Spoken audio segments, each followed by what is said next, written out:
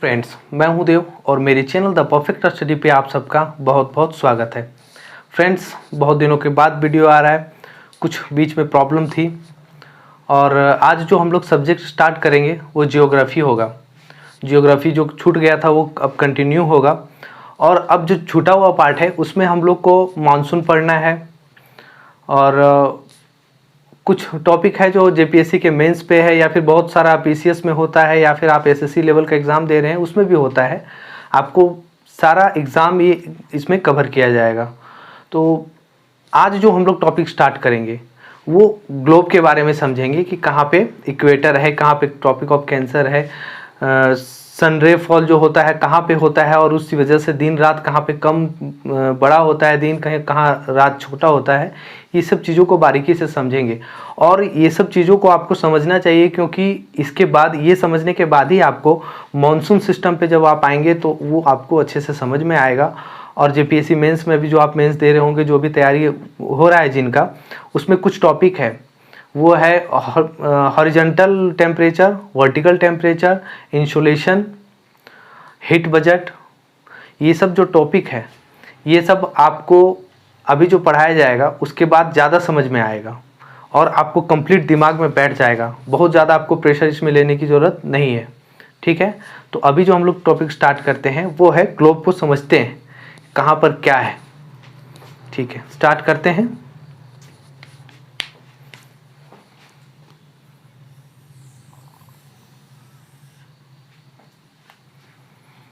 ये ग्लोब मान लेते हैं, गोल ही होता है, गोल जैसा होता है, गोल माना जाता है, ये एवरेज माना जाता है इसलिए ये गोल लिया जाता है।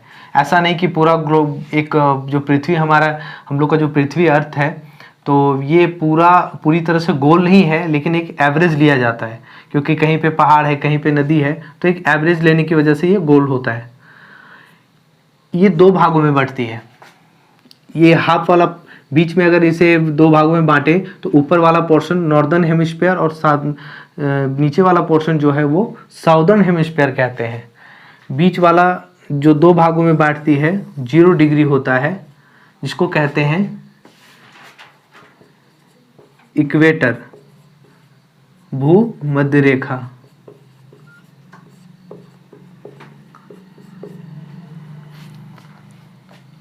ये ऊपर वाला पोर्शन को कहते हैं नॉर्दर्न हेमिस्फीयर, उत्तरी गोलार्ध, और दक्षिण वाला पोर्शन को कहते हैं साउदर्न हेमिस्फीयर, दक्षिणी गोलार्ध।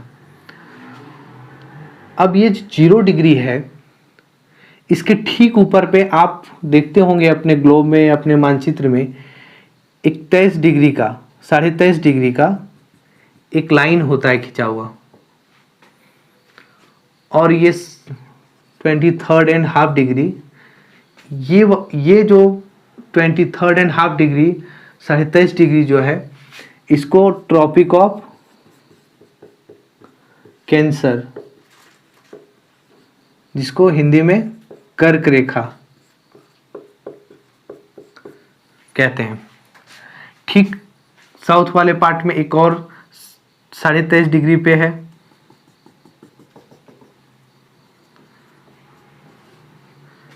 जिसको ट्रॉपिक ऑफ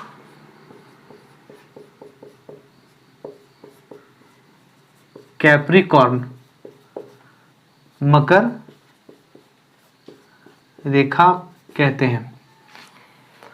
देखने में तो लग रहा होगा कि ये बच्चा वाला 6, 7 वाला 5, 5th, 6th में हम लोग पढ़ते होंगे, लेकिन आज इसमें जो बारीकियां हम लोग समझेंगे वो आपको अभी जो आप ज्योग्राफी में और पार्ट पढ़ रहे होंगे उससे काफ़ी रिलेटेड है, उसमें ये काफ़ी हेल्पफुल है और इसको समझने के बाद आपको नेक्स्ट जो अभी टॉपिक आपको बताया गया था वो सब चीज़ समझ में आएगा, इसलिए इस चीज़ को आप स्किप ना करें।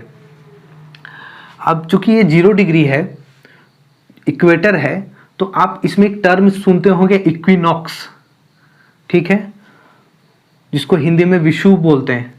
वो इस ग्लोब में 0 डिग्री के 5 डिग्री ऊपर और 5 डिग्री नीचे, मतलब उत्तरी गोलार्ध और दक्षिणी गोलार्ध दोनों में 5-5 डिग्री ऊपर भूमध्य रेखा के, इक्वेटर के 5 डिग्री ऊपर और 5 डिग्री नीचे होता है। अब ये दोनों, ये ऊपर वाला 5 डिग्री और नीचे वाला 5 डिग्री दोनों बीच का जो डिस्टेंस होगा ना, इसी को कहेंगे इक्विनॉक्स,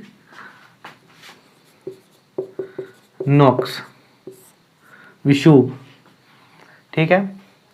इसी ग्लोब में एक और आप सुनते होंगे 66.5 डिग्री, 66.5 डिग्री, यहाँ होता है, दोनों में दोनों गोलार्ध में होता है, और यहाँ 90 डिग्री होता है।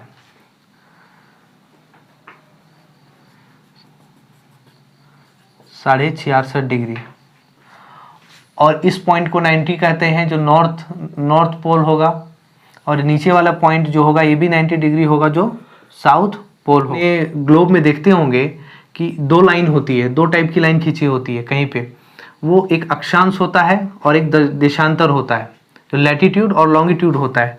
तो लॉन्गिट्यूड जो देशांतर होता है वो नॉर्थ से साउथ की ओर इस टाइप की खिंची हुई होती है। इसी में बीच वाला जो होता है उसको प्राइम मेरिडियन कहते हैं। ठीक है। और इधर ईस्ट से वेस्ट या वेस्ट से ईस्ट जो खिंचा हुआ रहता है, इस टाइप का लाइन होता है, उसको कहते हैं लैटिट्यूड, अक्षांश रेखा। अब ये इतना जानने के बाद इसमें इंपॉर्टेंट क्या है, ये तो हर जगह लिखा हुआ होता है, तो इसमें अब इंपॉर्टेंट क्या है, अब देखते हैं हम लोग। इसमें 2-3 कंडीशन होता है कि सूर्य की किरण कहाँ पे गिरती है और इसकी वजह से कहाँ पर दिन ज़्यादा होता है और रात कहाँ ज़्यादा होता है। ठीक है।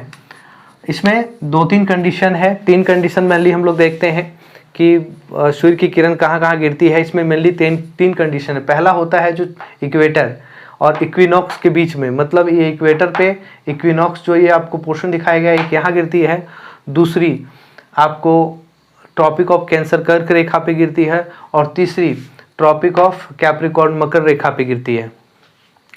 तो हम लोग देखेंगे कि जब ये इक्विनॉक्स पर गिरती है, इक्वेटर पे गिरती है, इक्विनॉक्स के पोर्शन में गिरती है, तो कहाँ ज़्यादा दिन होता है, कहाँ रात होता है। ठीक है। चलिए अभी इस बात को हम लोग जानते हैं। जब सूर्य की किरण डायरेक्ट, एक कहते हैं ना कि ओवरहेड, जब इसके ऊपर होती है और डायरेक्ट यहाँ पे अगर गिर रही है, तो ये उत्तरी गोलार्ध और दक्षिणी गोलार्ध, नॉर्दर्न हेमिस्फीयर और साउदर्न हेमिस्फीयर में दिन और रात बराबर होगा। ये पहला कंडीशन है। ये पहला कंडीशन हो गया कि अगर इस पोर्शन पे, आप ध्यान से देखिए, ये इक्वेटर वाला पोर्शन है, इक्विनॉक्स वाला पोर्शन है, इस पोर्शन पे अगर सूर्य की किरण गिरती है तो उत्तरी गोलार्ध और दक्षिणी गोलार्ध में दिन और रात बराबर होता है। ठीक है। पहला कंडीशन। सूर्य की किरण डायरेक्ट ट्रॉपिक ऑफ कैंसर पे गिर रही है, तो ये 0 डिग्री जो है, ये जिस 0 डिग्री से जब हम ऊपर की ओर चलेंगे, नॉर्थ पोल की ओर, तो इसमें दिन का जो दिन है वो बढ़ता जाएगा। ठीक है। मतलब यहाँ गिर रही है सूर्य की किरण डायरेक्ट, तो अगर हम इस पोर्शन से इधर चलेंगे तो यहाँ पे दिन बढ़ता जाएगा, और ठीक इस 0 डिग्री से साउथ की ओर चलेंगे तो यहाँ रात बढ़ता जाएगा। इस कंडीशन को समझिए। ये कंडीशन बुक में बहुत एक टफ लैंग्वेज टाइप में लिखा होता है, जो लेकिन बहुत ही आसान चीज़ है। जब इसके ऊपर रहता है सूर्य, और जब इसके ऊपर डायरेक्ट सूर्य की किरण गिरती है, तो इस 0 डिग्री से ऊपर नॉर्थ पोल की ओर चलते हैं, तो इस नॉर्थ पोल की ओर चलते हुए दिन बढ़ता है, और ठीक उस साउथ में इस 0 डिग्री से नीचे साउथ की ओर चलते हैं तो रात बढ़ता है। ठीक है। लेंथ ऑफ द डे इसमें बढ़ता है, और लेंथ ऑफ द नाइट इसमें बढ़ता है, साउथ में बढ़ता है। अब दूसरा कंडीशन क्या होता है कि जब सूर्य की किरण ट्रॉपिक ऑफ कैप्रिकॉर्न पे गिरती है सीधी, तो जस्ट यहाँ पे जो अभी हम लोग पढ़े उसको जस्ट इसका उल्टा कर दीजिए कि जब इस रेखा पे गिरेगी, सीधी गिरेगी, लंबवत गिरेगी, तो ये 0 डिग्री से जब हम साउथ पोल की ओर आएंगे तो इसमें डे का इंक्रीज होगा, length of the day increase होगा, दिन बढ़ेगा, और ठीक उसी तरह से नॉर्थ पोल की ओर रात का जो समय, रात का जो लेंथ ऑफ द नाइट वो बढ़ती है। समझ में आ गया कि जब सूर्य की किरण डायरेक्ट इस ट्रॉपिक ऑफ कैंसर पे गिरती है तो कहाँ पे दिन रात ज़्यादा होता है, दिन ज़्यादा होता है, रात ज़्यादा होता है। और जब सूर्य की किरण कैप्रिकॉर्न कर मकर रेखा पे गिरती है तो कहाँ ज़्यादा दिन होता है, कहाँ रात होता है। आपको ये समझ में आ गया होगा। अब इसमें एक डेट होता है, जैसे ये ट्रॉपिक ऑफ कैंसर है, इस ट्रॉपिक ऑफ कैंसर पे क्या होता है कि 21 जून को डायरेक्ट सनफॉल होगा, मतलब जो सूर्य की किरण होगी डायरेक्ट इस पे गिरेगी। और ठीक ट्रॉपिक ऑफ कैप्रिकॉर्न जो कहते हैं, मकर रेखा कहते हैं, ये 22 दिसंबर को डायरेक्ट इस पे सनफॉल होती है। सूर्य की किरण डायरेक्ट लंबवत इसी पे पड़ती है और 0 डिग्री पे भी पड़ती है।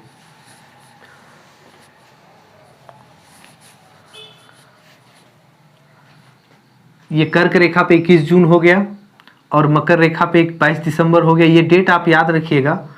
और ये 0 डिग्री पे किस किस डेट को डायरेक्ट सनफॉल होती है, वो है 21 मार्च और 21 सितंबर। ठीक है, मतलब 21 मार्च और 21 सितंबर। तो आपको इससे समझ में आ गया कि कर्क रेखा पे 21 जून को डायरेक्ट गिरती है सूर्य की किरण। मकर रेखा पे 22 दिसंबर को डायरेक्ट गिरती है सूर्य की किरण।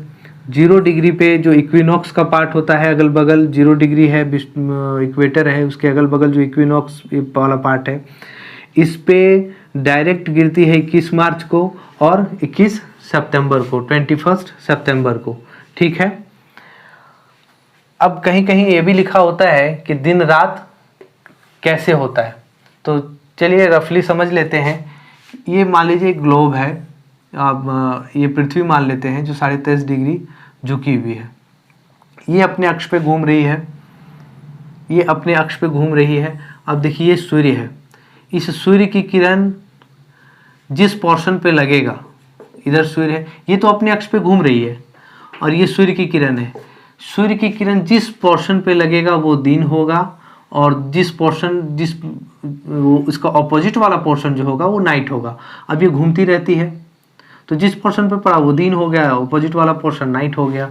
तो इस तरह से दिन और रात होता। तो आपको इससे समझ में आ गया होगा कि कहाँ पे दिन बड़ी होती है और कहाँ पे रात बड़ी होती है।